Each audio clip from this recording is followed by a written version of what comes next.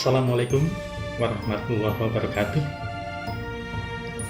Tapi pun, apa kabar sahabat sekalian? Bertemu lagi dengan saya Gunawan Handoko, Wakil Ketua Komisi Nasional Perlindungan Anak Provinsi Lampung. Apa kabar? Semoga tetap sehat selalu. Sahabat sekalian, khususnya para orang tua, beberapa waktu lalu Lembaga Perlindungan Anak atau LPA Kota Bandar Lampung menerima pengaduan dari warga masyarakat tentang adanya tindak kekerasan yang menimpa anaknya. 11 anak usia antara 11 sampai 12 tahun menjadi korban sodomi yang dilakukan oleh seorang predator seks menyimpang. Yang mengejutkan, kejadian tersebut sudah berlangsung selama 6 tahun. Tapi pihak keluarga tidak berani melapor karena pelakunya temperamental. Atas aduan tersebut, pada Selasa 3 November 2020, pihak orang tua korban dengan didampingi oleh LPA Kota Bandar Lampung melaporkan kejadian tersebut ke Polresta Bandar Lampung. Pada hari yang sama juga, LPA Kota Bandar Lampung mendampingi orang tua korban pencabulan terhadap seorang gadis berusia 14 tahun yang juga warga Kota Bandar Lampung yang diduga dilakukan oleh 4 orang pria dewasa bahkan lanjut usia, dan ini sudah berlangsung selama 5 bulan. Lebih parah lagi, gadis tersebut juga diduga dijual kepada orang lain. Sebelumnya juga telah terjadi kekerasan seksual di Kota Tapis Berseri ini yang menimpa seorang perempuan usia 7 tahun, di mana pelakunya telah dijatuhi hukuman selama 2 tahun penjara pada Rabu kemarin 4 November 2020 di Pengadilan Negeri Kelas 1A Tanjung Karang. Sahabat pecinta anak, khususnya para orang tua, sungguh memprihatinkan kita semua di masa pandemi COVID-19 saat ini. Tindak kekerasan terhadap anak justru meningkat cukup drastis di negeri kita. Berdasarkan catatan dari Kementerian Pemberdayaan Perempuan dan Perlindungan Anak, hingga bulan Juli 2020, tindak kekerasan terhadap anak sudah mencapai angka 4.116 kasus. Terdiri dari 3.296 anak perempuan dan 1.319 anak laki-laki yang menjadi korbannya. Kekerasan seksual ternyata menempati posisi tertinggi, yakni 2.556 kasus. Disusul kasus-kasus lain seperti kekerasan fisik, penelantaran anak, pidana perdagangan anak, dan eksploitasi anak.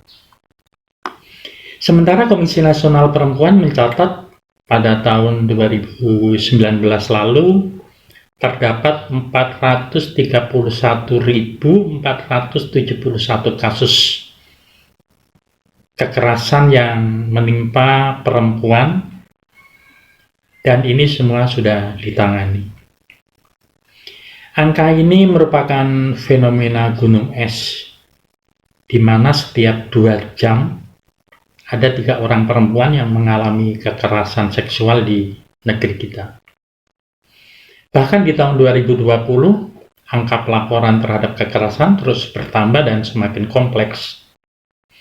Belum lagi kasus kekerasan lain yang tidak dilaporkan oleh pihak keluarga atau masyarakat dengan berbagai alasan.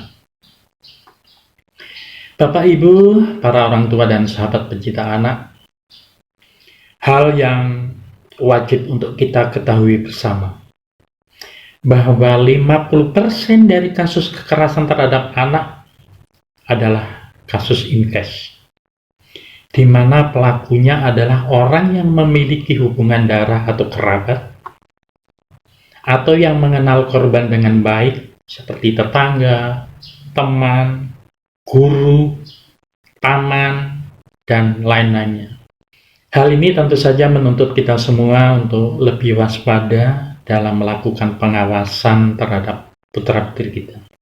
Berdasarkan data dari Lembaga Pendampingan dan Konseling Rifka Anissa Yogyakarta, bahwa faktor yang membelakangi terjadinya tindak kekerasan terhadap anak diantaranya keluarga dan kedua orang tua bekerja, sementara anak dititipkan kepada orang terdekat.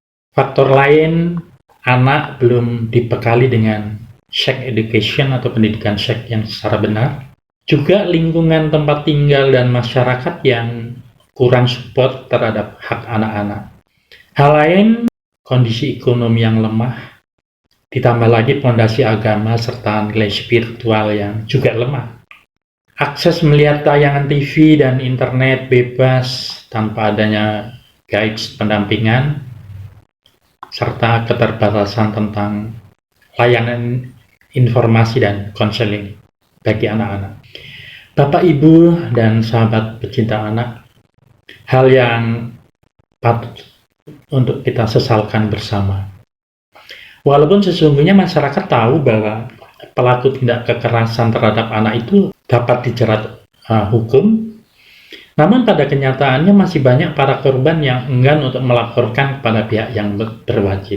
Selain merasa malu karena aibnya bakal diketahui oleh orang lain, juga sebagian besar menyatakan tidak siap untuk menghadapi aparat penegak hukum. Seperti yang pernah disampaikan oleh Dr. Diah Sulastri Dewi, Sarjana Hukum, Magister Hukum, Hakim Tinggi Pengadilan Tinggi Tanjung Karang, dan juga anggota Pokja ADR Mahkamah Agung RI, saat beliau menjadi narasumber webinar yang digelar oleh Komnas Perlindungan Anak Provinsi Lampung beberapa waktu lalu.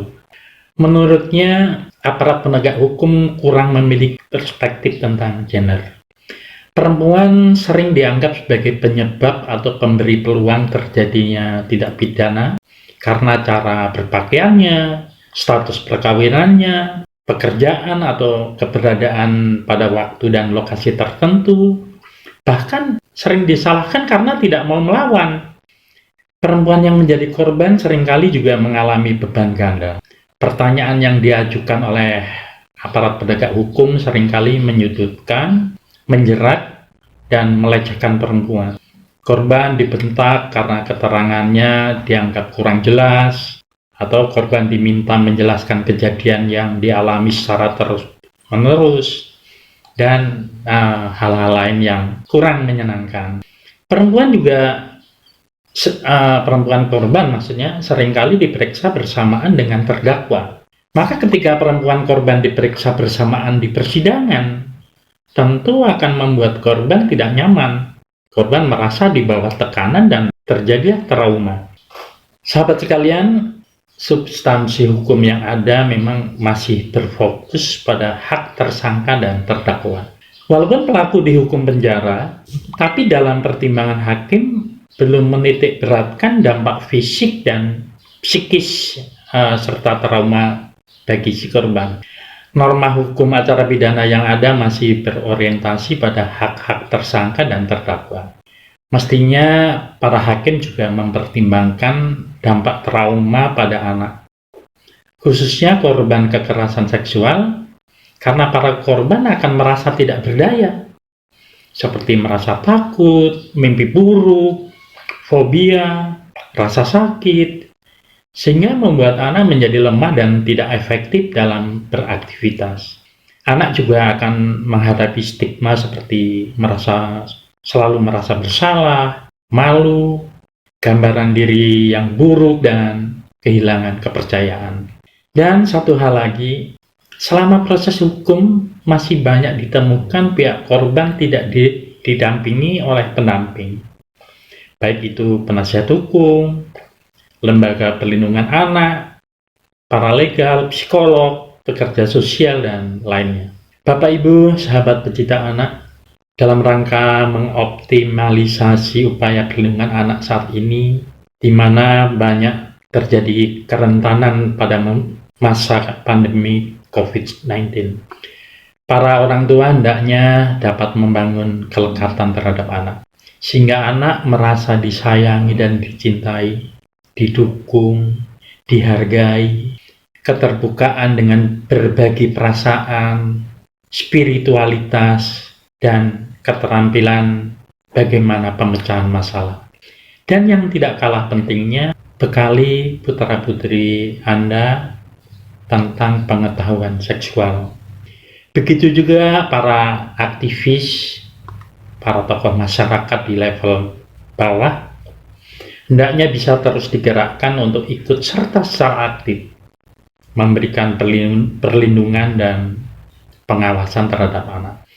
Bapak, Ibu, dan pecinta anak, kami dari Komisi Nasional Perlindungan Anak Provinsi Lampung yang juga memiliki jaringan kelembagaan di tingkat kabupaten dan kota, siap untuk memberikan pendampingan secara sukarela kepada para korban tindak kekerasan, baik kekerasan terhadap anak maupun perempuan. Pendampingan yang kami lakukan bukan saja proses hukum, namun juga penanganan pemulihan kondisi psikologis, khususnya pada korban kekerasan seksual. Untuk itu, segera laporkan apabila terjadi tindak kekerasan terhadap anak dan perempuan yang ada di lingkungan Bapak Ibu. Mari kita saling bekerja sama dan berkolaborasi untuk menyelamatkan masa depan anak-anak kita semua. Stop kekerasan terhadap anak. Sekian sahabat sekalian, sampai jumpa dengan waktu. Taqabbalallahu minna wa minkum. Qulu amin wa antum bi khair. Assalamualaikum warahmatullahi wabarakatuh.